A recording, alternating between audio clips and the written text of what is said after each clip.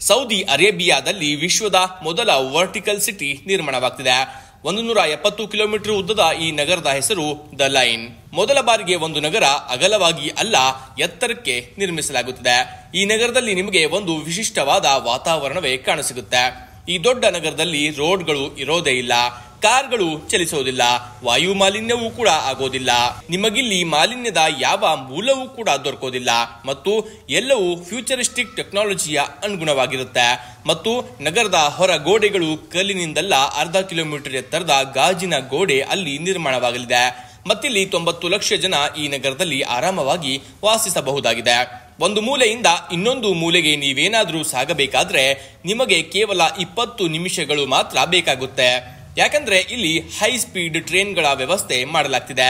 ಈ ಪ್ರಾಜೆಕ್ಟ್ ಅನ್ನ 2021ರಲ್ಲಿ ಲಾಂಚ್ ಮಾಡಲಾಗಿದೆ. ಇದನ್ನ ಕಂಪ್ಲೀಟ್ ಮಾಡೋಕೆ ಸುಮಾರು $500 ಬಿಲಿಯನ್ ಅಂದರೆ 40 ಲಕ್ಷ ಕೋಟಿ ಖರ್ಚಾಗುತ್ತಂತೆ.